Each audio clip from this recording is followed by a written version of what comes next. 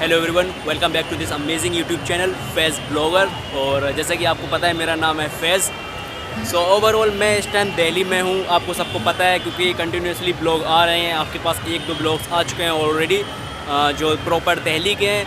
और अब मैं स्टार्ट करने वाला हूँ बहुत ज़्यादा इम्पोर्टेंट एक चीज़।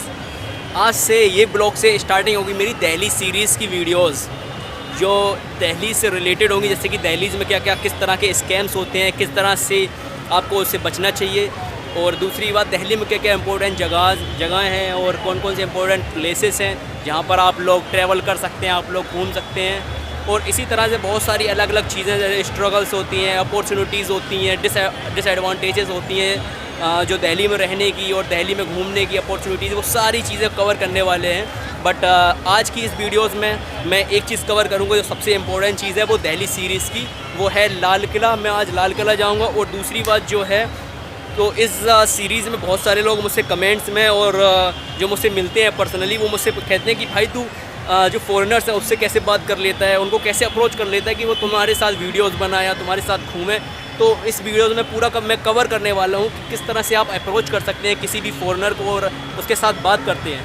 तो ओवरऑल मैं इस वीडियो का स्टार्टिंग करता हूँ और आपको पूरी स्टार्टिंग से बताऊँगा किस तरह से मैं अप्रोच करूँगा, किस तरह से मैं बात करूँगा उनसे, किस तरह से उनको कहूँगा कि मेरे साथ ट्रैवल करें और उनके सारे एक्सपीरियंसेस कैसे हैं, कि उसको इंडिया में कैसा लगा, उनके इंडिया के लोगों ने किस तरह से उसको ट्रीट किया। इस तरह से इंडिया की सबसे अच्छी इंपॉर्टेंट चीज़ क्या है, इंडिया के पीपल कैसे लगते हैं उनको, सब पूरा इस वीडियो में कवर होने वाला है। तो बिना वेट किए वीडियो करते हैं स्टार्ट। तो जिस तरह से मैं अभी लाल किले के पास जा रहा हूँ और देखूँगा अगर इस एरिया में कोई भी ट्रैवलर मिलता है, फॉरेनर्स मिलता है, उसको अप्रोच करूँगा, उससे बात करने की कोशिश करूँगा कि वो मेरे साथ घूमे क्या नहीं। तो ओवरऑल अभी मैं जा रहा हूँ लाल किले के अंदर और यहाँ से मैं लूँगा कि पहले टिकट स्टार्टिंग में। तो टिकट लेने के बाद फिर देखते हैं, अंदर जाएंगे। अगर यहाँ पे कोई मिलता है तो उसको अप्रोच करेंगे, अदरवाइज़ हम लोग अंदर जाके उसको अप्रोच करके उसके सारे एक्सपीरियंसेस हैं, जितने भी उसकी एडवांटेजेस हैं, डिसएडवांटेजेस हैं, अपॉर्चुनिटीज़ हैं, या फिर किस तरह से उन्होंने इंडिया को क्या बोलते हैं एक्सपीरियंस किया ओवरऑल सब कुछ यहाँ पर मैं उनसे फिर बात करूँगा ओवरऑल। तो अभी तो मैं अंदर जा रहा हूँ लाल किले के। तो ये बाहर से तो काफ़ी अच्छा दिखता है यहाँ पर।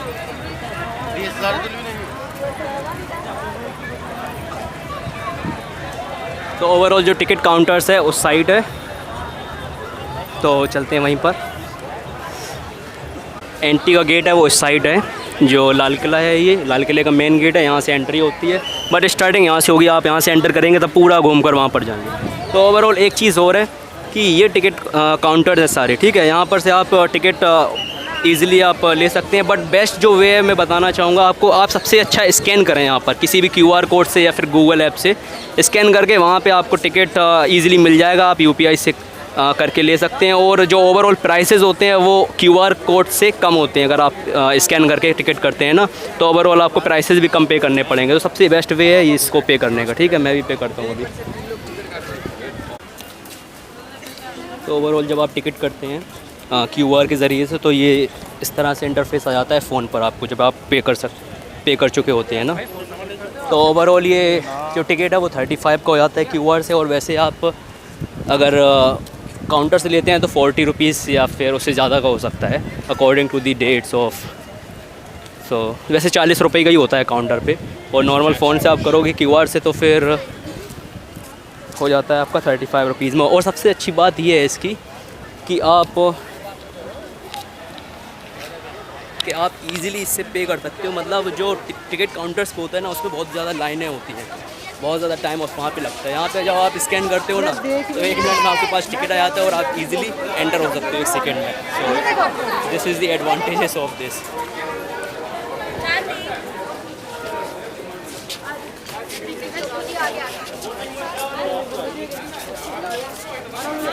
पूरी आयरन की ये तोप है।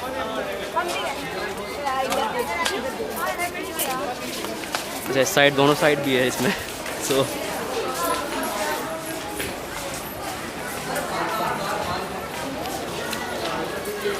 ओवरऑल एंटर कर रहा हूँ उसमें। अभी तक तो मुझे कोई अच्छा ऐसा इंसान नहीं मिला जिससे मैं बात कर सकूँ और ओवरऑल उसके साथ घूम सकूँ पूरे एरिया में, रेड फोर्ट में। सो अभी तो मैं अकेले ही जा रहा हूँ, क्योंकि आपको कहीं भी फोर्स करने की ज़रूरत नहीं है। आप जब जाते हो ना, तो नॉर्मली आपको अलग से एकदम अट्रैक्ट करता है एक इंसान, तो फिर आप उसके जाके आराम से बात कर सकते हो ईज़िली। सो जो मेन गेट था ये वाला था, उसके बाद अब गेट जो आएगा वो ये वाला है। तो बहुत ज़्यादा खूबसूरत है और ये वाला एरिया पूरा बंद रहता है जैसे कि आपको पता है। यहाँ पे हमारे प्राइम मिनिस्टर और जो हमारे प्रेसिडेंट्स हैं वो 15 अगस्त और 26 जनवरी को ऊपर आते हैं, जहाँ पर झंडा वगैरह फहराया जाता है। सो अमेजिंग, बढ़िया। सो ओवरऑल आप देख सकते हो ये पूरा एरिया जो है यहाँ पर बहुत ज़्यादा बड़ा है, मतलब एरिया।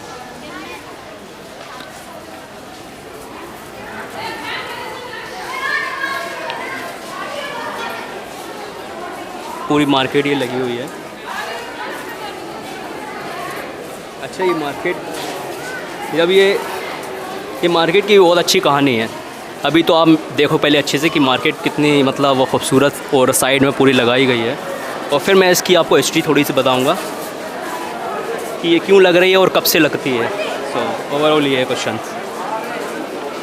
आप देख सकते हो कैब वगैरह कितनी अच्छे से लगे हुए हैं यहाँ पर, और ऐसा नहीं है कि इसकी जो रेट है बहुत ज़्यादा हाई है, और रेट भी रीज़नेबल है, नॉर्मल है। मैंने अभी पूछा, पता किया। सो तो ओवरऑल जो मैंने बताया था आपको स्टार्टिंग में, ये एक जो मार्केट है वो बहुत ज़्यादा खूबसूरत है, बहुत अच्छे एरिया में लगी हुई है, लेकिन इसके साथ इसकी एक हिस्ट्री भी है और वो हिस्ट्री बहुत ज़्यादा यूनिक है।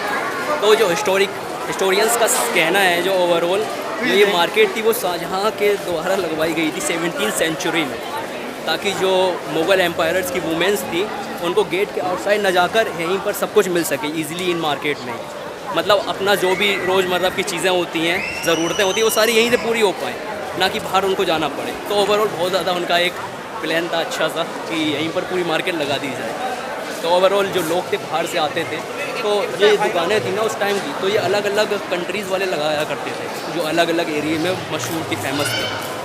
तो ओवरऑल उनका भी ये रोज़गार और एक एम्प्लॉयमेंट मिलता था और फिर इनको भी फ़ायदा होता था। तो ये बहुत अच्छी एक छोटी सी हिस्ट्री है। सो अब हम लोग एंटर हो रहे हैं मेन एरिया से।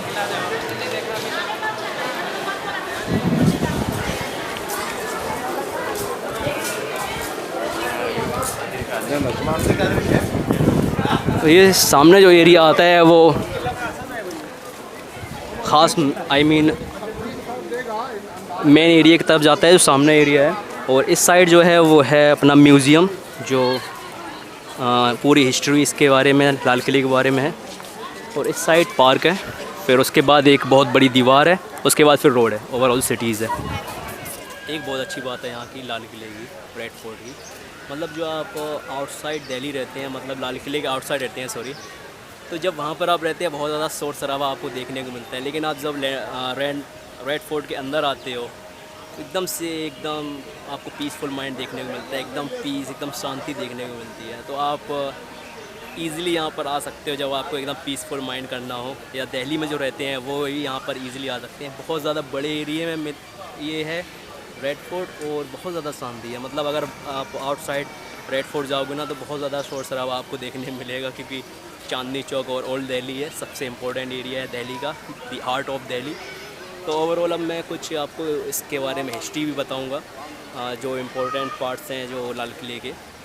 अगर इसमें कोई भी प्रॉब्लम होती है, कोई भी गलती होती है, आप मुझे करेक्ट करना कमेंट्स में, क्योंकि जो ग्रेट एम्पायर्स होते हैं उनकी ग्रेट हिस्ट्रीज़ भी होती हैं। तो मैं कोशिश करूँगा ज़्यादा से ज़्यादा अच्छा बताने की, बट अगर गलती होती तो मुझे बताना। तो ओवरऑल हम लोग एक बहुत बड़े गेट के सामने खड़े हुए हैं, देख सकते हो आप। मतलब आप जब मेन एरिया से एंटर करते हो, वो सामने मार्केट लगा हुआ है, और वहाँ से आप जब एंटर करते हो इस साइड से, तो आपको फिर सामने एक बहुत बड़ा पार्क मिलेगा, फिर उसके बाद आपको बड़ा सा गेट मिलेगा। इसकी पहले हिस्ट्री देखते हैं, उसके बाद हम लोग एंटर करेंगे अंदर। ओके सी ओके सो जो ये गेट का नाम है वो नौबत खाना है। सो ओवरऑल बात ये थी कि जब एम्पायर जब एंटर होते थे तो यहाँ से म्यूज़िक स्टार्ट होता था, ताकि पूरे जो एरिया में लोगों को पता चल सके रेड फोर्ट में कि मुग़ल एम्पायर एंटर कर चुके हैं। तो ओवरऑल यही कुछ का ऑब्जेक्ट था। तो पता नहीं मुझे साउंड सिस्टम यहाँ बजता था या तो यहाँ बजता था, आई डोंट नो, बट थोड़ी बहुत इन्फॉर्मेशन मिली तो उसके अकॉर्डिंग मैंने आपको बताया। तो यहाँ से जब आप एंटर करते हो तो आपको ये मिलता है सबसे मेन एरिया। मुझे तो नहीं पता कैमरे में दिख रहा है क्या नहीं, बट सामने जो तख्त रखा हुआ है मुग़ल एम्पायर का, आपने वीडियो देखी होगी औरंगज़ेब आलमगीर की, तो उसमें भी ये तख्त दिखाया गया है। मैं पास से दिखाऊंगा, उसकी थोड़ी बहुत इन्फॉर्मेशन दूँगा जितनी मेरे पास है। तो चलिए चलते हैं। और ये आप देख सकते हो बहुत ज़्यादा अच्छी सी नक्काशी के साथ इसके पूरा बनाया गया है, पूरा रेड मार्बल से बनाया गया है। ओवरऑल जो रेड मार्बल्स थी, जो लाल पत्थर था, ये वो सबसे ज़्यादा जो पसंद था वो शाहजहाँ को बहुत पसंद आया था। तो उस वजह से शाहजहाँ ने जो ज़्यादातर इमारतें बनाई हैं वो लाल पत्थर से ही बनाई हैं ज़्यादातर। आप देख सकते हैं मेरे पीछे जो बना हुआ है उसको बोलते हैं दीवाने आम। तो दीवाने आम का जो पूरा ऑब्जेक्ट था, जो मकसद था उसको बनाने का, वो था दीवाने आम का मतलब होता है, आम मीन्स होता है कॉमन। तो ये कॉमन पीपल्स के लिए बनाया गया था, मतलब सबके लिए, जितनी भी शिकायतें हैं, जितनी भी फरियाद है लोगों की, वो यहाँ पर बताते थे। और बीच में जो एक तख्त बना होता है जहाँ बैठने की चेयर होती थी, वहाँ पर उस टाइम पर शाहजहाँ बैठा करते थे। और जो जितने भी कॉमन पीपल थे साइड में, उनके वज़ीर और एडवाइज़र सब बैठा करते थे, तो वो सारी इन्फॉर्मेशन बताते थे उनको, और कॉमन पीपल्स की प्रॉब्लम्स को भी सुना करते थे यहाँ पर। तो ये उन्होंने ही बनाया था। फिर उनके बाद उनके जो सक्सेसर्स थे, जो उनके चिल्ड्रंस थे, औरंगज़ेब थे, तो उन सब ने फिर यहीं पर राज किया, यहीं से फिर सारी प्रॉब्लम्स को, सारी परेशानियों को दूर किया। इसको दीवाने ख़ास, दीवाने आम बोलते हैं, आई मीन। तो ओवरऑल मैं दिखाता हूँ अभी। जो आपने देखा होगा औरंगज़ेब आलमगीर की एक जो मूवी बनी थी, उसमें एक तख्त था, वो तख्त देखो कितने अच्छे से रखा गया है यहाँ पर।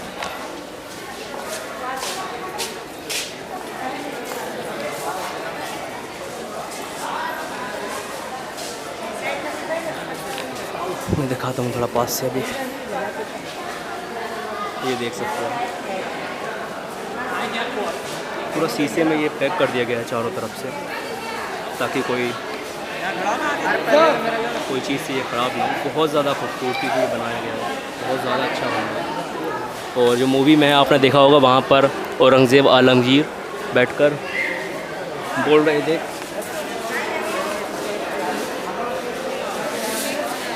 चारों तरफ से बंद है, आप देख सकते हैं पूरा बंद कर दिया गया है। ये एक तरह से बहुत अच्छा किया है आर्कियोलॉजिकल सर्वे ऑफ इंडिया की टीम ने, क्योंकि इससे अब ये सेफ़ रहेगा सैकड़ों सालों के लिए। तो बहुत ज़्यादा अच्छा है, आप देख सकते हैं दीवाने आम।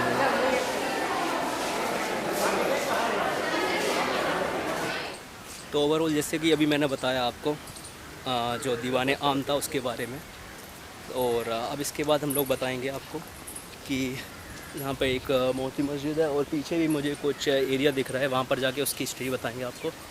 और सबसे अच्छी बात यह है कि जब आप यहाँ पर अपना टाइम स्पेंड करने के लिए आएँ, पीसफुल माइंड करने के लिए आएँ, तो ओवरऑल आप कैंटीन भी विज़िट कर सकते हैं अगर आपको भूख लगती है कुछ भी। और यहाँ पर बाथरूम की भी प्रॉपर अवेलेबिलिटी है, एंड आप इजीली यहाँ पर बैठ कर इंजॉय कर सकते हैं, कोई भी ज़्यादा रिस्ट्रिक्शंस नहीं है इसमें।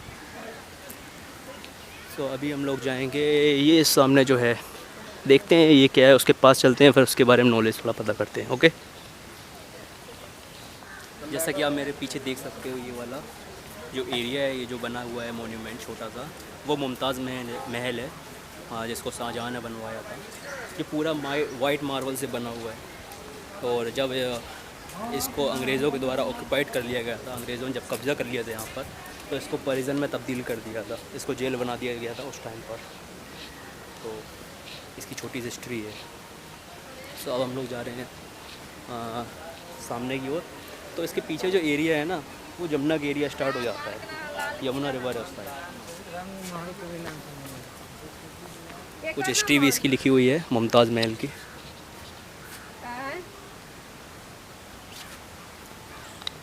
तो ओवरऑल जैसा मैंने बोला सेम हिस्ट्री है भाई, तो थोड़ी बड़ी हेडिंग्स में लिखी हुई है, मैंने आपको छोटे से एक सेंटेंस में बता दिया। तो ओवरऑल जब हम लोग वहाँ पर जाएंगे, वहाँ पर है अपनी मोती मस्जिद, और भी कुछ मोन्यूमेंट्स है, इसके बारे में बताऊँगा आपको। जो ये आपको सामने दिख रहा है वो ओवरऑल रंग महल है, जैसा कि आप देख सकते हो मेरे फ़ोन में। जो रंग महल था ये वो जो फैमिलीज़ जो लेडीज़ थी मुग़ल एम्पायर्स की, वो यहाँ पर रहा करती थी उस टाइम पर। इसके नीचे तहखाना भी था जो समर्स के टाइम में यूज़ होता था, गर्मियों के टाइम में। तो इसको पैलेस ऑफ कलर्स भी बोला जाता था। काफ़ी बड़े एरिया में भी बना हुआ है, वाइट मार्बल से पूरा बना हुआ है।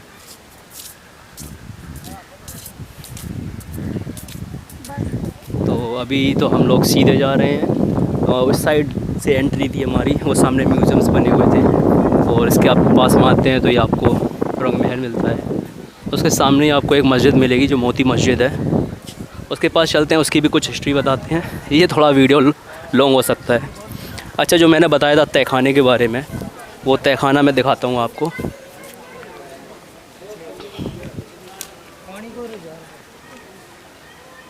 आप देख सकते हैं यहाँ पर बीच में फाउंटेन्स वगैरह हुआ करता होगा, जो पानी वगैरह आता था यहाँ से गिरता होगा यहाँ पे। तो ओवरऑल पूरा एरिया था वो ठंडा रहा करता होगा। जो तहखाना है मैंने बोला था, वो तहखाना देखो यहाँ से आप देख सकते हो।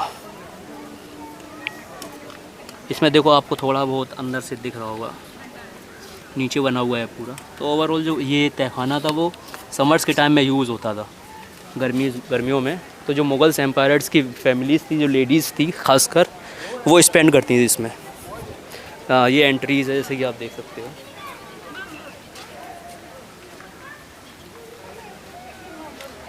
काफ़ी बड़ा एरिया है काफ़ी।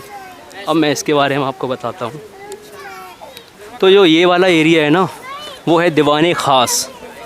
जो दीवाने ख़ास था एरिया, वो ओवरऑल ख़ास आपने समझ लिया, ख़ास मतलब होता है इम्पोर्टेंस, ख़ास लोगों के लिए हुआ करता था ओवरऑल। तो इसकी कुछ हिस्ट्री है, मैं बताता हूँ अभी, एक सेकेंड आपको। लेट मी सी। ओके, तो मैं इसकी हिस्ट्री आपको बताता हूँ। जो दीवाने ख़ास था वो जो प्राइवेट ऑडियंस थी जो मुग़ल एम्पायर्स की थी, उनके लिए थी। तो ओवरऑल मैं बताता हूँ, वाज अ चैम्बर। देखो स्टार्टिंग से बताता हूँ। द दीवाने ख़ास और the hall of private audience was a chamber in the Red Fort of Delhi build in 1648 as a location for receptions. It was the locations where the Mughal Emperor Shahjahan receives courtiers and the state guests. Okay, जो बड़े बड़े लोग होते थे, courtiers होते, जो state guests होते थे, यहाँ पर ही मिला करते थे शाहजहाँ से। It was also known as the Shah Mahal, a gate of the north side of the proceedings Diwan Am Hall led the intermus court of the palace called जलाऊ खाना एंड द दीवान ख़ास। सो ओवरऑल आपको पता चल गया वो जो ख़ास लोगों के लिए हुआ करता था, जो बड़े बड़े जो उस टाइम के अभी मंत्री बोलते हैं, उस टाइम के बहुत बड़े बड़े कोर्टियर्स कहा जाता था, जो कोर्ट मतलब ओवरऑल राज करते थे छोटे छोटे एरिया में, फिर बड़े बड़े एरिया में। तो ओवरऑल आके वो शाहजहाँ से मिला करते थे उस टाइम पर दीवाने ख़ास हॉल में। ओके, तो हम लोग सामने चलते हैं एंड मोती मस्जिद की थोड़ा इन्फॉर्मेशन लेते हैं। ओवरऑल जो मैंने इस एरिया के बारे में बताया था, वहाँ पर ये दीवाने ख़ास है और वो वो उस साइड भी कॉम्प्लेक्स और इस साइड भी कॉम्प्लेक्स था।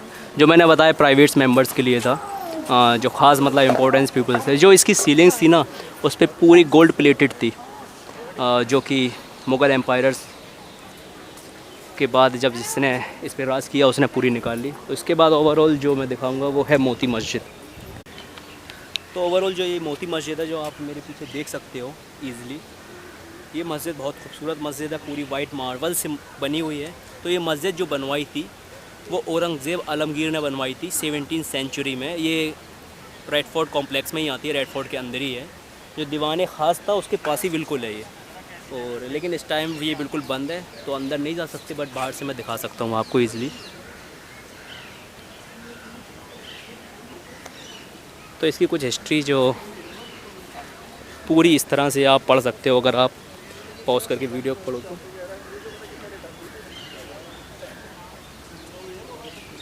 बस कुछ इस तरह से इसकी इन्फॉर्मेशन है। तो मैंने ये वाला पूरा एरिया कवर कर लिया है। अब मैं इस साइड पूरे एरिया में जाने वाला हूँ, तो इसको कवर करता हूँ और फिर देखते हैं। तो जैसा कि मैंने बताया था, कैफ़े एरिया है यहाँ पर और आप इजीली कुछ भी खा सकते हो। तो अब मुझे भी थोड़ी भूख लगने लगी, तो मैंने ओवरऑल ये पिज़्ज़ा लिया, जो कि करीब 110 रुपये का मुझे पड़ा है।